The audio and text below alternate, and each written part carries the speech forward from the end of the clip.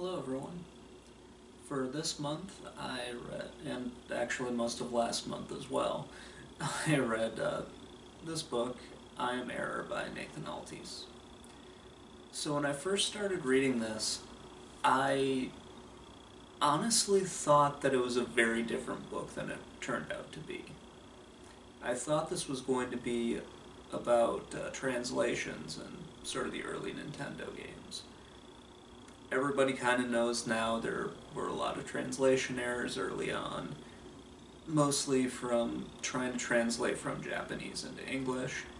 They didn't always have like a professional translator doing these things. You can see, I believe there are a few stories from Squaresoft hiring a translator and him going through Final Fantasy IV and finding a lot of translation errors in that. And you can also see it in games like Metal Gear and pro wrestling as well. Uh, yeah, there are a lot of cases where just the Japanese and the English just didn't match up, so they did the best they could, but it really wasn't all that great. So that's what I thought this was going to be about. And for the for the first part of it, he does discuss a lot of the translation errors and sort of tries to explain some of the reasons why. A lot of it is because Japanese script takes up less text and less information when it's put into a game as opposed to English. And also when you're trying to translate from Japanese to English, the English will take up much more space, and the allotted box didn't allow that much space after going from Japanese to English. Usually this is like the only part of programming that I even know is the text boxes.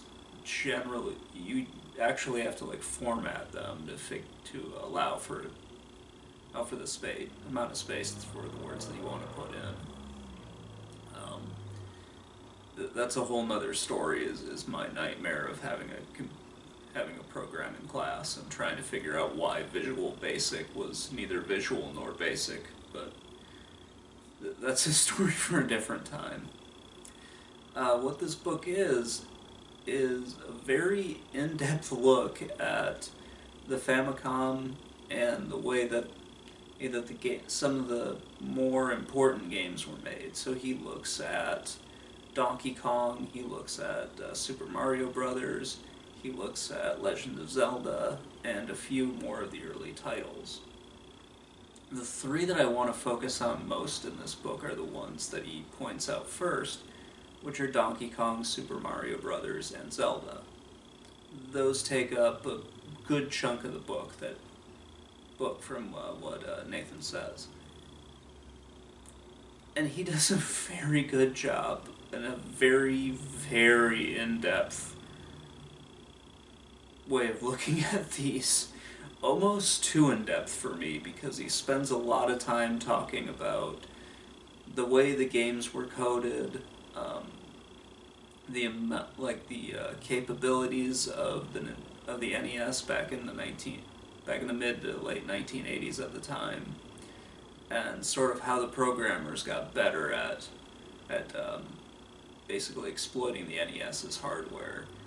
You can see that even from the jump from Super Mario Brothers to Doki Doki Panic, which would become our Super Mario Brothers 2, and also to Super Mario Brothers 3. The difference between sort of the blocky, chunky pixels from Super Mario Brothers and sort of the more smoothed out pixels in Super Mario 2 and Super Mario 3. A few things that I really found interesting in this book. He goes into a discussion of how Nintendo went to great lengths to not violate copyrights for the chips that they used in the Famicom.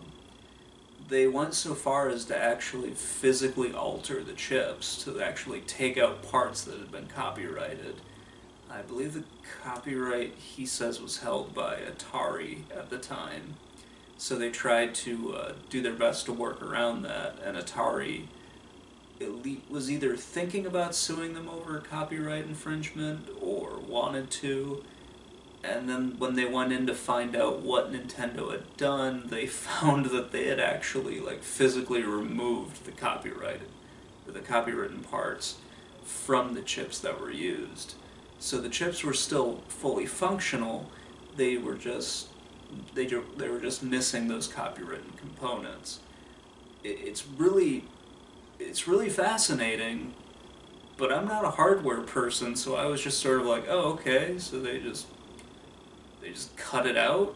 Like, wouldn't that, like, damage the chip in some way? I don't really know how this works, but... And that's not something that's really explained too much. It's sort of like, this is how they did it. You don't really need more information than that, and thankfully he doesn't go that far into detail with that. Other things he goes very, very far are with his details. Almost too far for me, to the point where I was like, okay, can you get back to talking about the games? Which he does, and it's really interesting to hear some of the ways in which the games were sort of inspired. A lot of these are fairly well known at this point. We know about the games that inspired sort of Donkey Kong and sort of Super Mario Brothers and also Zelda. One thing that I didn't know was, I did know that Popeye was supposed to be Donkey Kong, and they had to change it because they didn't have the license for Popeye, but I didn't know that the actual plot for it was based on a specific Popeye short from 1934. That I didn't know. I just figured it was like a run-of-the-mill Popeye tries to get away from Bluto and, well, tries to fight Bluto and save Olive Oil. I didn't know it was like an actual plot from a cartoon that they were adapting. A specific cartoon that they were adapting. Like, they grabbed just a very specific episode and said, this is what we're going to make the game out of. And that would have been really cool. I don't know if they did that when they made the arcade port for Popeye later on, but that's something that I would have to look into and do more research on. And no offense to Popeye, but I never played Popeye in the arcade, so I wasn't that interested to find out more about how they made that particular game, and it's not really mentioned that much in this book. Some other things that I found kind of unique but makes sense now when I look back at it is that Zelda and Super Mario Brothers use the same basic engine. It makes sense now looking at it because I was like, oh, okay, yeah, they're both kind of developed around the same time, the same team worked on them. It mentions in the book that Zelda was originally going to be Mario Adventure, then they changed it to Legend of Zelda and had a little, I guess Link's basically like an elf kid, but I never really thought too much into that. But it was just really fun to read about those three games. I didn't play a lot of Donkey Kong in the arcade, just because when I was going to arcades they were kind of on their decline, so I didn't really see the Donkey Kong machine. I never really saw Mario Brothers, and to the best of my knowledge there was never a Zelda arcade. I very well could be wrong about that, but I don't ever remember seeing one. So I never played those in the arcade. I played those on the NES, like a lot of other people had done. And then getting to read about Zelda was something that I really enjoy, because Zelda was the very first game that I ever got for my birthday. We only had, and this is going off on a personal story, but it's just something that this book made me remember and I thought was really awesome. I absolutely love the original Legend of Zelda. Like I said, it was the first game that I ever got for my birthday. I was probably 5 when I got it, and the game had been out for a few years. But none of my friends had played it either, so we would go and try to figure out all the different secrets and everything in that game. And I probably know more about Zelda than any of the other games in my collection. There are people that are much better at that game than I am, that know more about that game than I do. But among my little circle of friends that I had growing up, that was the game that I was better at than any of them. And even going back now, I still remember where at least all the secrets in the first quest are. I I don't know everything about the second quest. I think I've only made it to like the 5th or 6th level on the second quest, and that was with like a lot of help from the internet because I could not figure that out when I was a kid. I just accidentally typed Zelda into, well, not really typed, I just selected Zelda, and all of a sudden I'm playing a totally different game. At least that's what it felt like, and I still remember my little 6-year-old, 5 or 6-year-old experience going, oh my god, what is happening? Why are the skeletons shooting at me now? They never did that before, and why does level 1 look so weird, and where is level 2? And that just, like, I was not prepared for that one when I was a little kid. I've tried doing the no sword run. I've only made it to about level, gosh, I think I beat 4. I've either beaten level 4 with no shield, or I've gotten to level 4 with no shield. There are other people that have beaten the entire game with no shield, or sorry, with no sword. But yeah, I have not gone that deep into it. I can beat the first game pretty much within a day or so. If I played for 24 hours straight, I could probably beat it within a day. Most likely less, because I can get through the first couple of levels within like 2 hours or so. I'm by no means a speedrunner in that game. But yeah, it was just so cool to read about it, and even the title of this book, that's what drew me to it. It's from that famous character, basically Air from The Adventures of Link.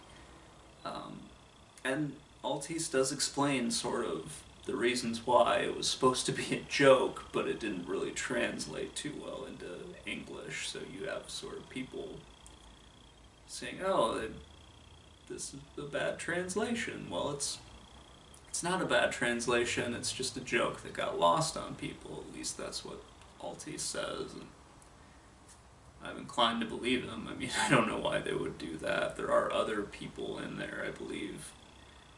There is a character named Bug in Adventures of Link as well, but again, I don't know as much about Adventures of Link as I do the original Zelda. But yeah, this is a really good book, and it has a little bit of everything for a little bit of something for everyone. Sorry, I'm like tripping over my words as I'm doing this. I'm really tired right now. But if you're really into like the technical aspects of the games and what like the capabilities of the NES are, this is a really good book for you to read. If you just want to read some of like the inspirations behind the games, if you want to know more about how those games were made, you'll find that in here too. It's just kind of buried within a bunch of other things that you may or may not really care about. And that was my major problem and why it took me so long with this book, is I kept finding things that I was like, okay, that's great, I can see why other people would really like this, but for me personally, this information's kind of lost on me. But even with all of that said, this is probably one of the better books that I have read during the short time that I've been reading these. So yeah, if you want to check the book out, I really encourage you to do so.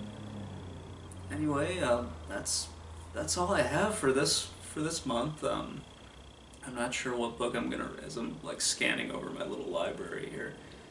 Not sure what I'll look at for next month, but I'll let you guys know. If you have a book that you want me to read and review, something that you maybe liked, or something that you hated and you want me to give my perspective on it, just let me know in the comments below, and have a good night, everybody.